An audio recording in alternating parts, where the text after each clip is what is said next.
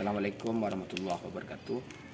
Rekan-rekan diri kami Faisal Tanjung, mahasiswa PPG IAIN Kediri batch 2 yang akan mempraktekkan pengajaran Al-Quran Hadis kelas 7 tentang Al-Quran dan Hadis.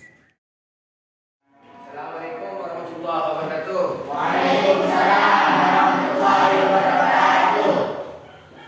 Bagaimana kabarnya? Alhamdulillah luar biasa. Allahu Akbar. Yes. Sebelum kita mulai pembelajaran hari ini, saya absen dulu. Lengkap semua? Kak. Alhamdulillah. Tetap semangat untuk belajar? Kak. Alhamdulillah tetap semangat. Sebelum kita mulai belajar, diperiksa dulu bukunya, dikeluarkan semuanya untuk pelajaran hari ini. Sudah siap semuanya untuk buku-bukunya dan pelajarannya? Sebelum kita mulai pelajaran hari ini, mari kita buka dengan pembacaan doa yang akan dipimpin oleh kepalanya kepada Nada Ahmad Sofi'i. Kami persilakan. Persiapan berdoa dimulai. Bismillahirrahmanirrahim. Rabbi shrah li sadri wa yassir li amri wahlul 'uqdatam min lisani yafqahu qawli. Amin ya rabbal alamin.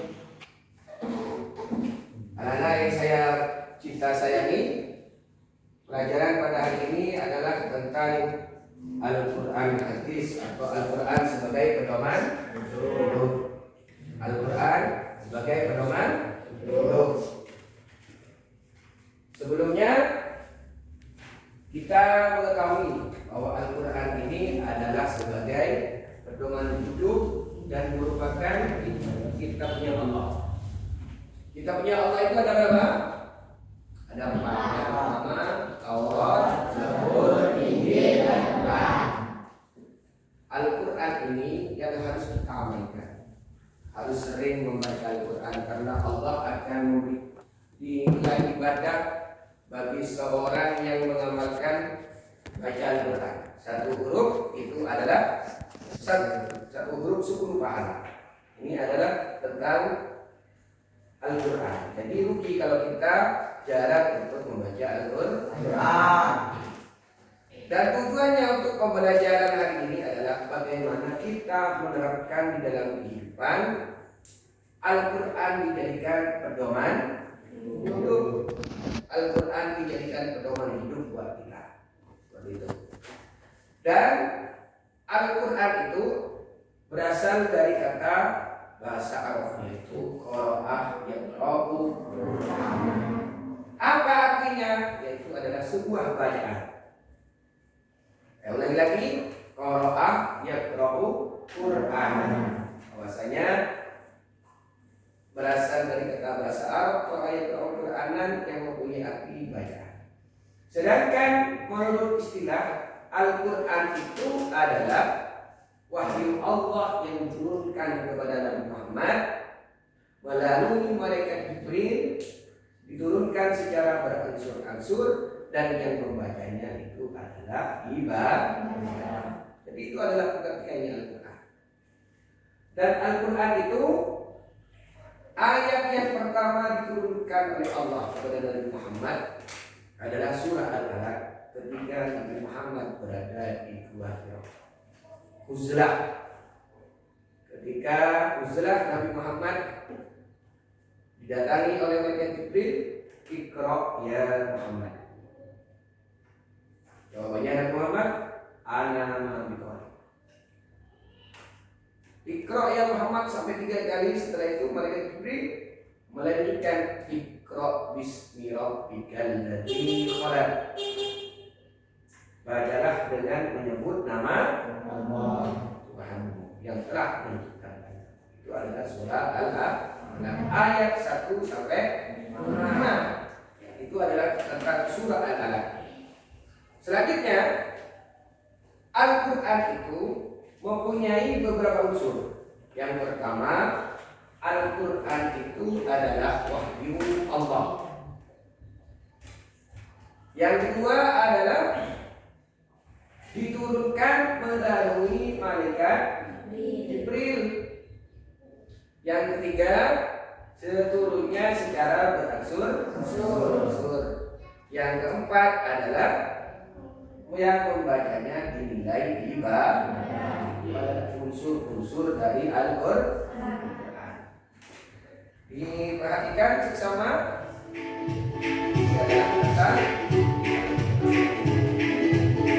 Assalamualaikum warahmatullahi wabarakatuh. Disimak dengan seksama, ditulis apa yang ditulis.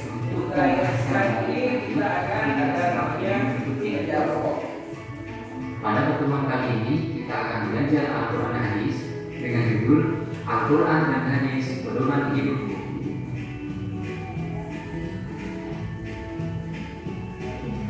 Materi pertama yang akan kita pelajari yaitu Al-Quran Pedoman Hidup Manusia. Nomor 1. Pengertian Al-Quran. Secara etimologi, Al-Quran berasal dari bahasa Arab yaitu qara'a yaqra'u Qur'ana yang artinya bacaan.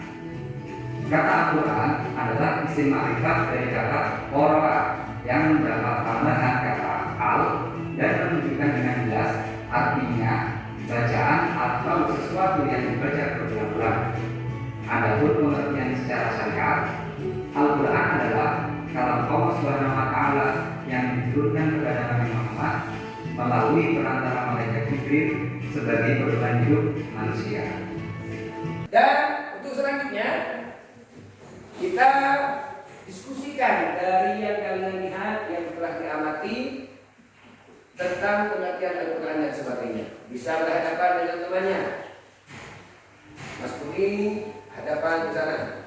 Itu menemukan saya kasih waktu 10 menit untuk diskusi dan nanti setiap kelompok membacakan dari hasil diskusi ya.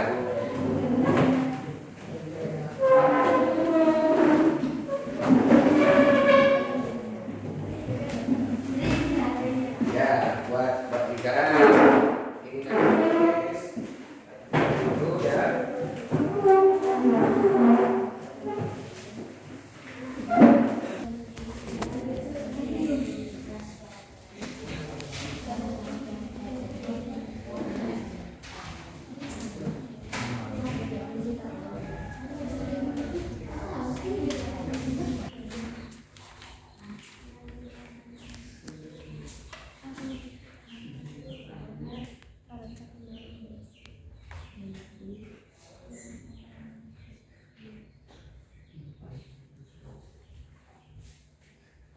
Tidak usah ramai, tidak usah lihat ke kelompok lainnya.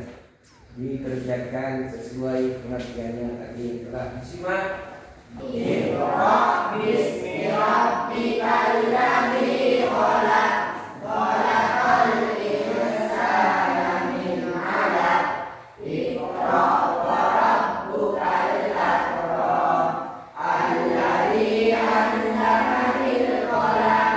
'Allamal insana ma lam ya'lam. Sudah, itu adalah surah Al-Alaq. Ayat berapa? Ada yang tahu artinya Iqra bismi rabbikal ladzi khalaq? Al-Quran maka harus belajar dari segi pelafalannya, dari segi makhrajnya, lebih-lebih lagi dari segi inti Al-Quran. Sehingga pesan Al-Quran itu nyampe ke level. Itu adalah tentang Al-Quran. Persiapan berdoa dimulai.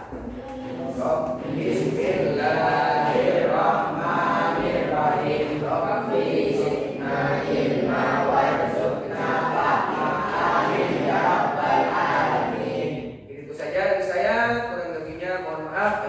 Assalamualaikum warahmatullahi wabarakatuh.